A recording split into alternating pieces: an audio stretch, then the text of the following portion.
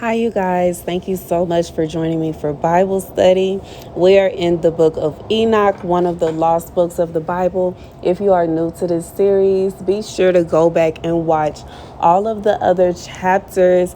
This is a very interesting book that was removed from the Bible. I'm going to start with reading out the chapter, which this one is a tad bit long. Well, it's not a tad, it's long, okay? But I'm going to read the chapter first, and then I am going to go over my notes and further explain what's going on in the chapter. So let's get into it. The book of the words of righteousness and of the reprimand of the eternal watchers in accordance with the command of the Holy Great One in that vision. I saw in my sleep what I will now say with a tongue of flesh and with the breath of my mouth, which the Great One has given to men to converse therewith and understand with the heart. As he has created and given to man the power of understanding the word of wisdom, so have he created me also and given me the power of reprimanding the watchers, the children of heaven. I wrote out your petition, and in my vision it appeared thus, that your petition will not be granted unto you throughout all the days of eternity, and that judgment has been finally passed upon you. Yeah, your petition will not be granted unto you, and from henceforth you shall not ascend into heaven unto all eternity, and in bonds of the earth, and decree has gone forth to bind you for all the days of the world. And that previously you shall have seen the destruction of your beloved sons, and ye shall have no pleasure in them, but they shall fall before you by the sword. And your petition on their behalf shall not be granted, nor yet on your own, even though you weep and pray and speak all the words contained in the writing which I have written. And the vision was shown to me thus. Behold, in the vision, clouds invited me, and a mist summoned me, and the course of the stars and the lightnings speed and hastened me. The winds in the vision caused me to fly and lifted me upward and bore me into heaven. And I went until I drew nigh a wall which was built of crystals and surrounded by tongues of fire, and it began to affright me. And I went into the tongues of fire and drew nigh to a large house which was built of crystals, and the walls of the house were like a tessellated floor made of crystals, and its groundwork was of crystal. Its ceiling was like the path of the stars and the lightnings, and between them were fiery cherubim, and their heaven was clear as water. A flaming fire surrounded the walls, and its portals blazed with fire. And I entered into that house, and it was hot as fire and cold as ice. There were no delights of life therein. Fear covered me, and trembling got a hold of me. And as I quaked and trembled, I fell upon my face, and I beheld a vision, and lo, there was a second house, greater than the former, and the entire portal stood open before me, and it was built of flames of fire.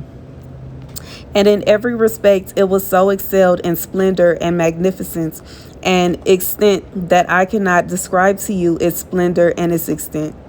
And its floor was of fire, and above it were lightnings, and the paths of the stars, and its ceilings also was flaming fire. And I looked and saw therein a lofty throne.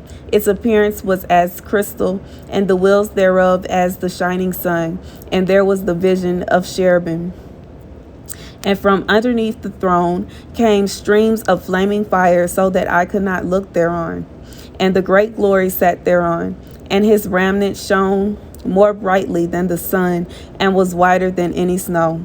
None of the angels could enter and could behold his face by reason of the magnificence and glory, and no flesh could behold him. The flaming fire was round about him, and a great fire stood before him. And none around could draw nigh him. 10,000 times 10,000 stood before him, yet he needed no counselor. And the most holy ones who were nigh to him did not leave by night nor depart from him. And until then I had been prostrate on my face, trembling, and the Lord called me with his own mouth and said to me, Come hither, Enoch, and hear my word. And one of the holy ones came to me and waked me, and he made me rise up and approach the door, and I bowed my face downwards. So Enoch states that God gave men wisdom and understanding and gave him the power to reprimand the watchers. Like I was talking about in the last chapter, in typical form, the watchers are the ones who are supposed to take charge and help guide us through life. So Enoch is saying that he does in fact have the authority to reprimand the watchers, and he goes into telling the vision that he had. He tells them that their petition will not be granted for all eternity, nor will they ascend unto heaven for all eternity. And they will be binded all the days of the world, that they will see the destruction of their children and have no pleasure with them. So one of the main reasons the angels decided to come down to earth after watching is because they saw that men were able to have wives and have children, and that this brought the men great joy.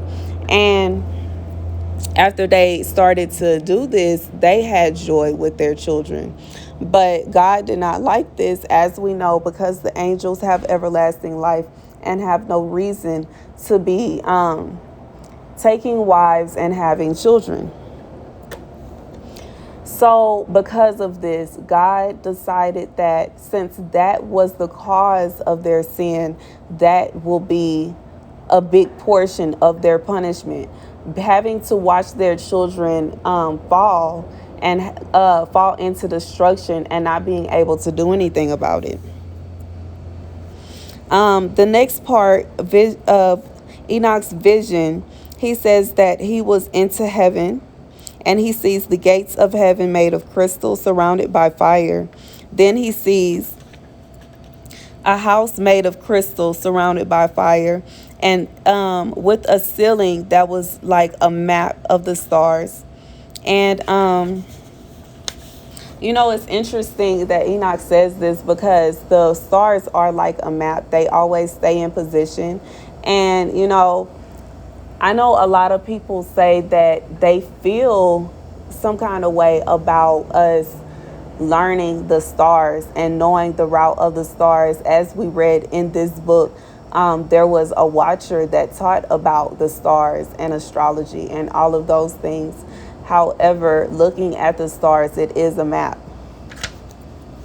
With that being said, past that, there was fire, and the temperature was both extremely hot and cold at the same time. He then saw the throne of God, and he said it was so magnificent that he can't even describe it, and that it was shining brighter than the sun, and that only the most holy can come near him, and they can never leave his side, and that 10,000 stood before him. However, he needed no advice from any of them.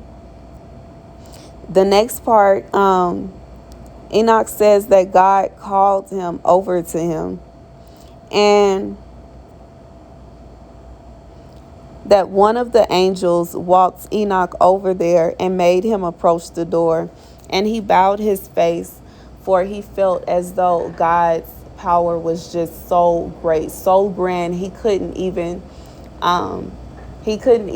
come near, in the sense of the way that the angels did. And I feel like this chapter is just so beautiful, y'all. This chapter not only describes heaven, okay, it also goes further to describe and a lot of people say, we question what it would be like. What would the weather, because from scripture it says that Sheol is hot. So what would heaven be like? And from Enoch's perspective, it was both hot and cold at the same time. And that's kind of hard to imagine. I don't know if he's meaning by this that it is the perfect temperature, or if it's just so uncomfortable, like it's so overbearing that he doesn't even know how to describe it.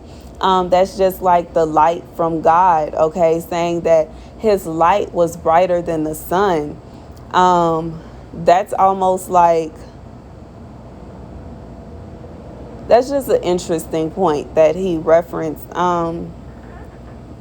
He then says that the house was made of crystals, the gate was made of crystals, and I could just imagine, I couldn't imagine the amount of beauty when walking up to a gate made of crystals, walking up to a house made of crystals, seeing a ceiling completely filled with the stars is just, it's almost as if Enoch was pushed up a little further from where we are, and as if it was closer, like he was closer to the stars than we are, like he was closer to the sun than we are. And it also just makes me think, y'all, okay? Because I am myself a deep thinker. I am myself, as you guys know, trying to find the answers and all of the clues. Because when we received our Bibles, we received them in bondage. And I want to know if there were books that were taken out that weren't supposed to be taken out. I want to know if there are secrets that were removed and information that were removed from our Bibles. And when he says that the throne of God was so bright that he couldn't look at it, it just reminds me of how bright the sun is. When he says that the ceiling was like a map of the stars, it just makes me feel like he was elevated to another level above us, which we can see it, but we can't touch it in the sense, per se, if we were to ascend to that level. Okay, you guys, so thank you so much for joining me for Bible study today. That is it for chapter 14. Be sure to catch the next chapter either tomorrow or on Monday. Thank you guys so much for watching. Be sure to like, share, and subscribe. Deuces.